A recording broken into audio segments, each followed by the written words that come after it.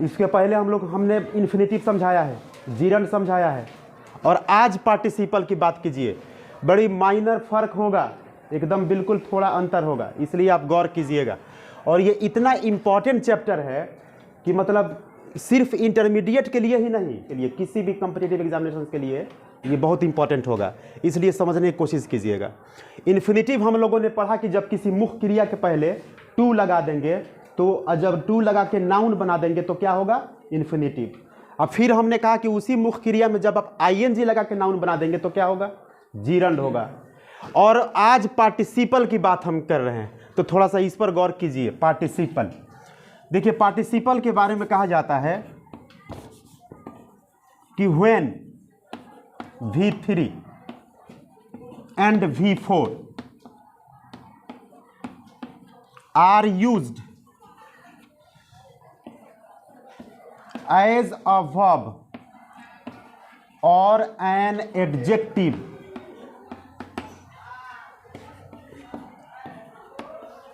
in any sentence is called participle. लिखिए इसको पहले। अब एकदम आप बोर्ड पर आ जाइए, ध्यान दीजिए। अब इसको हम इसको समझाने की कोशिश कर रहे हैं आपको। ये हुआ डेफिनेशन। अब हमने कहा कि V3 एंड V4 यानी क्रिया का तीसरा फॉर्म तथा क्रिया का चौथा फॉर्म जब आप क्रिया के रूप में यूज करते हैं या एडजेक्टिव के रूप में यूज करते हैं तो आप उसे क्या कहेंगे? पार्टिसिपल। जैसे देखिए, आप यहां पे लिख रहे हैं कि आई एम रनिंग, मैं दौड़ रहा हूं। यह क्रिया का कौन सा फॉर्म है? चौथा फॉर्म है। अब आप हमको बताइए कि यह क्या चीज का काम कर रहा है? आई एम रनिंग, मैं दौड़ रहा हूं, तो यहां पर यह रनिंग क्या काम कर रहा है? वर्ब का काम कर रहा है, क्योंकि इस समय मैं दौड़ रहा हूं। जैसे कहीं पे लिखा है, जैसे यहां पे लिखा है कि वी आर रीडिंग, हम लोग पढ़ रहे हैं, तो यहां पर रीडिंग क्या मानिएगा आप? वर्ब है। तो जब आप किसी क्रिया में आईएनजी लगा के वर्ब बनाते हैं तो उसको क्या कहिएगा? पार्टिसिपल। फिर हमने क्या कहा कि जब आप किसी क्रिया में आईएनजी लगा करके एडजेक्टिव बनाइएगा वो भी पार्टिसिपल होगा। जैसे देखो यहां पे है कि I saw a running train, I saw a running train, मैंने एक चलती हुई ट्रेन को देखा। ट्रेन कैसी थी? चलती हुई। जिस समय आपने देखा वो ट्रेन चल रही थी। अच्छा एक बात बताइए, अगर इस रनिंग के जगह पर हम कोई, जैसे मान के चलिए कि हम यहाँ पे लिखना कि I saw a red train, मान के चलिए, रनिंग को हटा दीजिए, अब मान के चलिए कि रेड ट्रेन, तो रेड यहां पर क्या होगा? एडजेक्टिव होगा। कि ट्रेन कैसी थी? तो लाल। तो जब हम इसकी जगह पर रनिंग कर देंगे तो सवाल तो वही बनता है कि I saw a running train, तो ट्रेन कैसी थी? चलती हुई, तो ये रनिंग एडजेक्टिव हुआ। तो आप किसी क्रिया में आईएनजी लगा करके क्रिया भी बना सकते हैं और आप उसको एडजेक्टिव भी बना सकते हैं। जैसे और भी एग्जांपल्स इस पर हैं। जैसे देखिएगा, एक प्रोवर्ब आता है,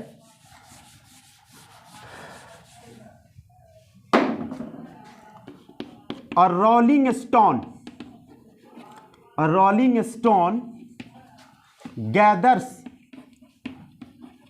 no moss, no moss। अब इस सेंटेंस को देखिए, अ रोलिंग स्टोन, एक घूमता हुआ पत्थर कभी काई नहीं बटोरता। कैसा पत्थर? घूमता हुआ। तो रोलिंग क्या हुआ?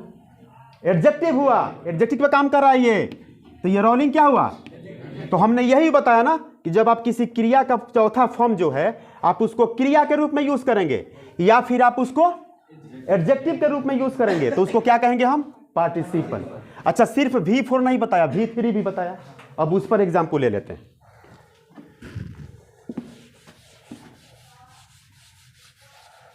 अभी यहां देखिए, यहां पर सेंटेंस है, शी हैज टॉट मी, उसने मुझे पढ़ाया है। अब इसमें क्रिया का तीसरा फॉर्म क्या है? टॉट है। यहां पर टॉट क्या काम कर रहा है? क्रिया का काम कर रहा है, कार्य का, कि उसने मुझे पढ़ाया है। यानी यहां पे क्रिया, ये टॉट क्या हुआ? वर्ब हुआ। तो जब वर्ब होगा तो क्या कहलाएगा? पार्टिसिपल। जब यानी क्रिया का तीसरा फॉर्म क्रिया का काम करेगा तो क्या कहलाएगा? पार्टिसिपल कहलाएगा। फिर दूसरी चीज देखिए, अब आप इसको एडजेक्टिव के रूप में भी आप देख सकते हैं। अच्छा, एक एग्जाम्पल लीजिए आप, I saw an uprooted tree. I saw an uprooted tree. अच्छा देखिए, अपरूट एक क्रिया आती है। अपरूट का मतलब होता है उखड़ना। जब आप उसमें अपरूटेड तो V3 हो गया ना, तो ये हो गया उखड़ा हुआ। तो I saw an uprooted tree, समझ रहे हैं आप? तो यहां पर मैंने एक उखड़े हुए पेड़ को देखा। अब बताइए कि ये अपरूटेड क्या है? एडजेक्टिव है। पेड़ कैसा था? उखड़ा हुआ। तो यानी ये एडजेक्टिव का काम कर रहा है। तो हमने तो यही आपसे बताया ना। जैसे देखिए, अगर कहीं पे लिखा है a broken chair, a broken chair, टूटी हुई कुर्सी। कुर्सी कैसे थे? टूटी हुई, ब्रोकन। तो ब्रोकन तीसरा फॉर्म है ना, तो क्या होगा? ये एडजेक्टिव होगा। जिससे इस पर भी एक आपको एक प्रोवर्ब आता है।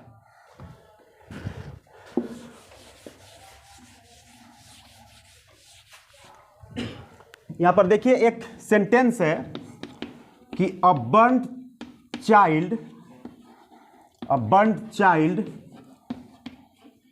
dreads the fire।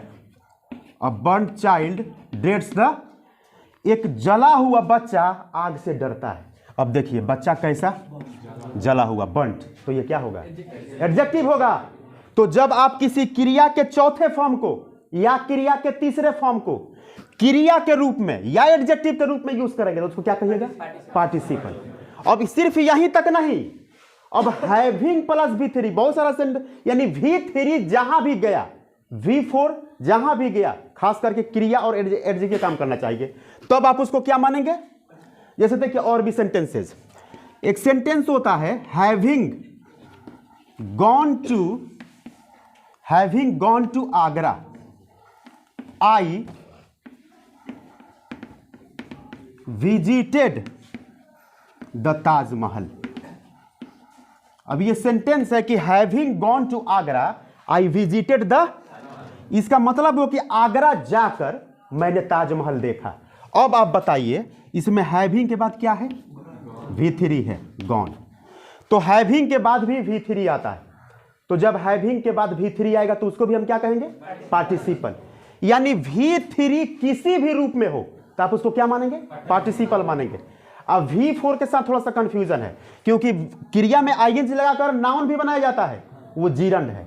देखिए उसमें कोई कंफ्यूजन होगा तो देखिएगा, समझिएगा। देखिए मैं आपको समझाने की कोशिश कर रहा हूं कि कहां जीरंड होगा और कहां पार्टिसिपल होगा क्रिया का चौथा फॉर्म। जैसे आप गौर कीजिए, यहां पर आप एग्जाम्पल लीजिए।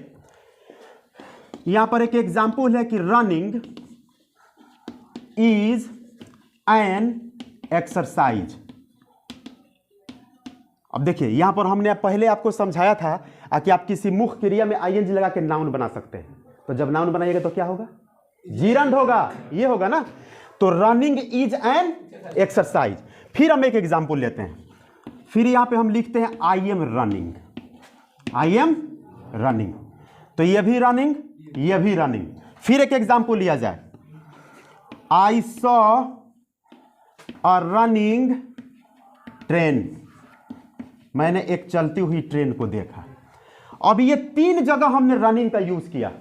अब इस रनिंग को गौर करेंगे तो आपको दिखाई देगा कि एक जगह जो रनिंग है वो नाउन है, एक जगह जो रनिंग है वो क्रिया है, वर्ब है, और एक जगह जो रनिंग है वो एडजेक्टिव है।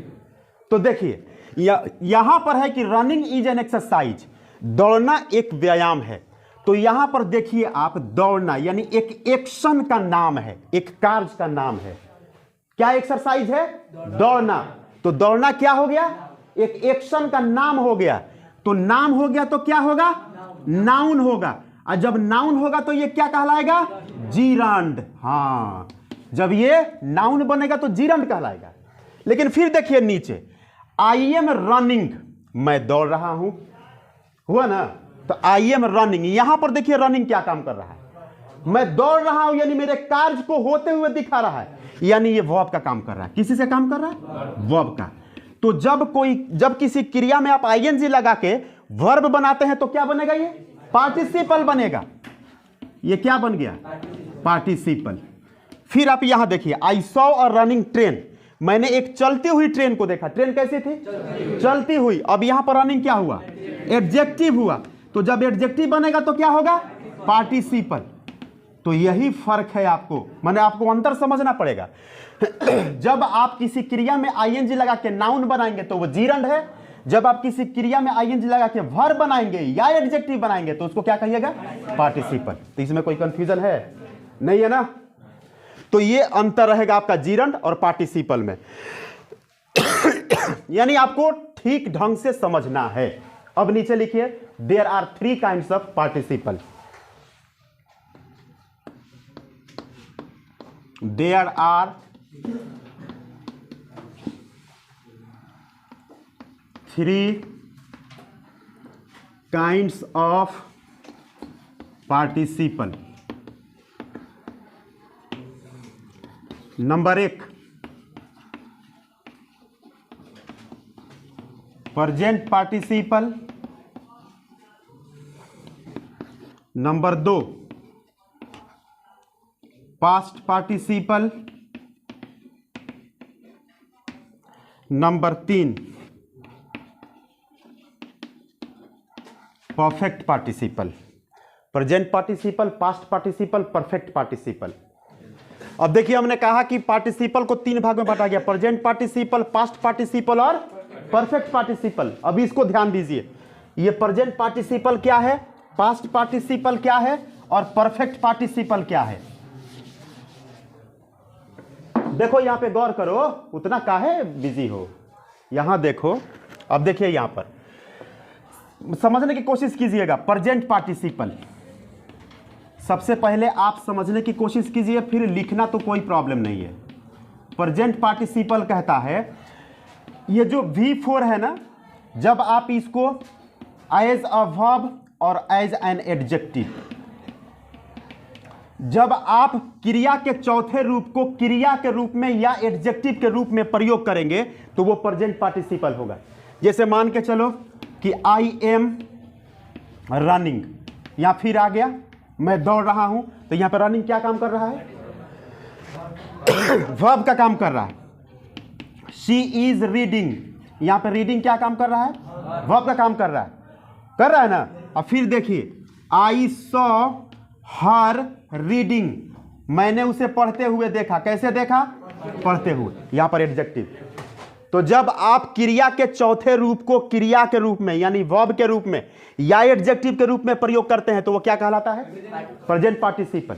ये सिर्फ सिंपल डेफिनेशन हुआ। अब यूज इसका बहुत ज्यादा है, इसका अलग अलग यूज होगा, अभी इसमें बहुत ज्यादा है। ये नहीं आप सोचेंगे कि इतना ही है, अब इसका हम यूज देखेंगे कहां कहां प्रेजेंट पार्टिसिपल का यूज होता है। तो प्रेजेंट पार्टिसिपल आप समझिए कि क्रिया के चौथे फॉर्म को प्रेजेंट पार्टिसिपल कहते हैं, लेकिन शर्त यह है कि जब वो या तो क्रिया बने या एडजेक्टिव बने, तभी आप उसको प्रेजेंट पार्टिसिपल कहिएगा। अगर वो नाउन बन जाएगा तो कहां फेंकिएगा? जीरन में चला जाएगा वो, ये चीज होगा। अब देखिए नंबर 2, पास्ट पार्टिसिपल।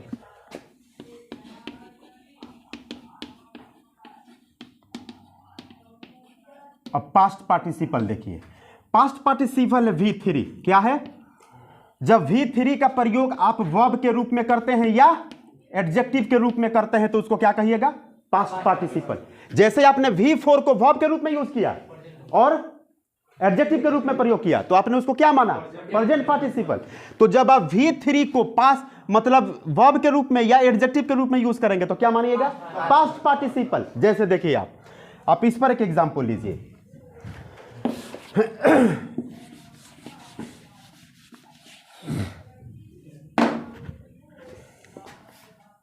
जैसे शी हैज बीटेन मी, उसने मुझे पीटा है। तो यहां पर बीटन V3 है ना, क्या काम कर रहा है? वर्ब का, क्रिया का। तो इसको क्या कहिएगा? पास्ट पार्टिसिपल कहिएगा। उसी तरह से फिर देखिए, आई हैव टॉट यू, मैंने तुम्हें पढ़ाया है। यहां पर V3 क्या है? टॉट। यहां पे क्या काम कर रहा है? क्रिया का काम कर रहा है। तो ये क्या हो गया? Past participle. अब ये एडजेक्टिव का भी काम करेगा ना। जैसे हमने कहा था, जैसे I saw a broken tree, a broken chair कर दीजिए, I saw a broken chair. मैंने एक टूटी हुई कुर्सी देखा। कैसी कुर्सी? टूटी हुई, यही ना होगा। जैसे a drunken man, a drunken man was standing there. अब देखिए ड्रंकन मैन, ड्रंकन का मतलब वो मैन वैसा व्यक्ति जो शराब पिया हुआ है। तो मैंने एक शराबी को वहां पे खड़ा देखा। Drunken man was standing there, वहां पर एक शराबी खड़ा था। तो देखिए तो ड्रंकन, देख रहे हैं आप, V3 है ना। तो आदमी कैसा था? ड्रंकन, शराबी था। तो क्या काम कर रहा है ये? एडजेक्टिव का काम कर रहा है। तो हमने कहा कि जब V3 जो है ना अगर क्रिया का काम करे या एडजेक्टिव का काम करे तो आप इसको क्या मानिएगा? Past participle. कोई दिक्कत है? अब तीसरा आता है परफेक्ट पार्टिसिपल। इधर ध्यान दो, बिल्कुल शांत हो। का है, क्या बात है? तो उसे क्या फर्क पड़ता है? काट के निकला जाए वीडियो से, काट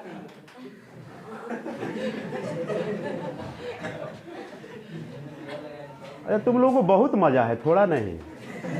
हाँ बिल्कुल। आज सभी समझ में आई। अच्छा आज समझ में आई है, एक पहले कहियो ना होता रहे। अच्छा कबो बूझ, अभी कुछ नहीं है, अभी तो बहुत आगे है। अभी तो इसमें और भी बहुत कुछ पढ़ना है।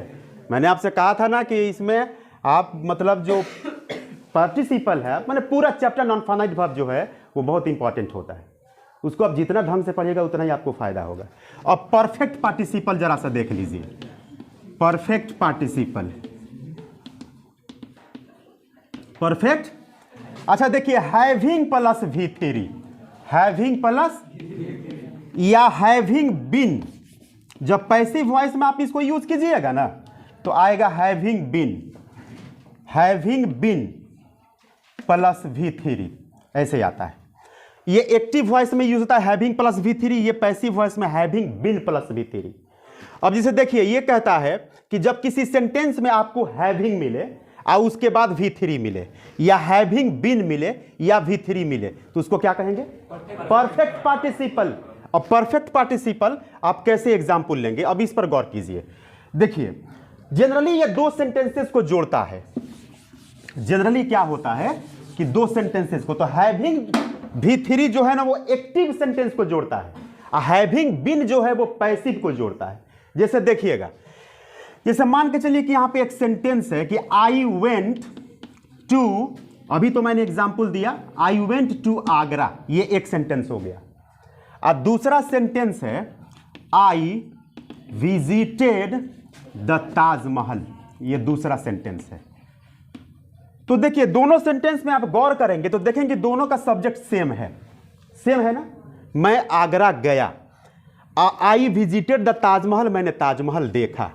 अच्छा अब थोड़ा सा इस बात पर गौर कीजिए, इस दोनों कार्य के बीच में गैपिंग तो है ना, समय का अंतराल बहुत ज्यादा है कि नहीं? अगर समय का अंतराल कम होगा ना तो उसको हम प्रेजेंट पार्टिसिपल में लेकर के चलेंगे। जब हम सेंटेंस को जोड़ना सिखाएंगे तो वहां पर आपको फिर एक बार आएगा कि कहां प्रेजेंट पार्टिसिपल को कैसे जोड़िएगा, कैसे पास्ट पार्टिसिपल को जोड़िएगा, कैसे परफेक्ट को जोड़िएगा, ये होगा। तो इस दोनों सेंटेंस को देखिए, पहले मैं आई वेंट टू आगरा, मैं आगरा चला गया, और तब आई विजिटेड द ताजमहल, मैंने ताजमहल देखा। तो हम तो इस सेंटेंस को ऐसे भी कह सकते हैं कि आगरा जाकर मैंने ताजमहल देखा। तो कर यानी जाकर, तो उसके लिए हम यूज करेंगे हैविंग। जब इस दोनों सेंटेंस को कंबाइन कीजिएगा ना तो होगा हैविंग गॉन टू आगरा, यानी आगरा जाकर आई विजिटेड द ताजमहल, आगरा जाकर मैंने ताजमहल देखा। तो देखिए अभी दोनों को हमने एक सेंटेंस बना दिया। तो हैविंग प्लस V3 है कि नहीं, तो इसको क्या कहेंगे? Perfect participle. अच्छा यही बात अगर पैसिव वॉइस में आ जाए, जैसे मान के चलिए कि पीटे जाने के, जैसे वह पिटाया, मान के चलिए वह पिटाया, उसके बाद वह भाग गया। तो अब यहां पर दो सिचुएशंस क्रिएट हो रहा है कि पीटे जाने के बाद वो भाग गया।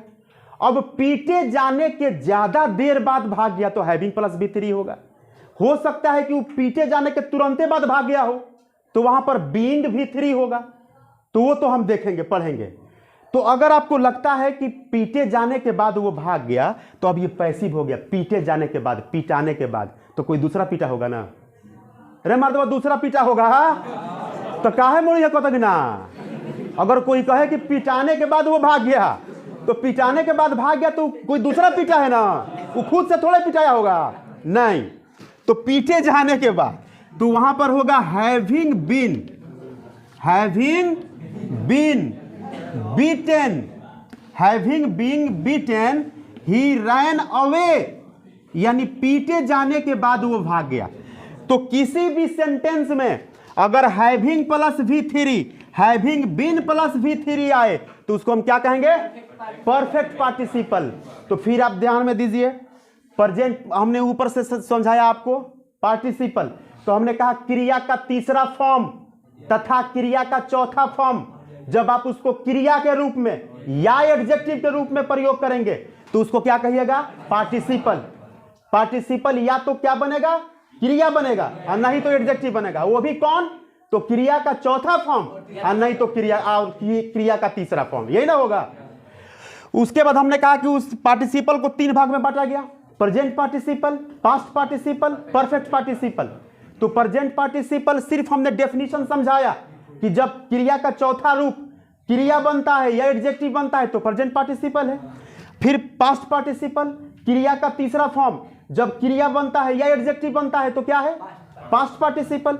अब परफेक्ट पार्टिसिपल जब हैविंग प्लस V3 आ जाए या हैविंग बीन प्लस V3 आ जाए तो वहां पर क्या होगा? Perfect participle. तो इसमें कोई दिक्कत है? नहीं।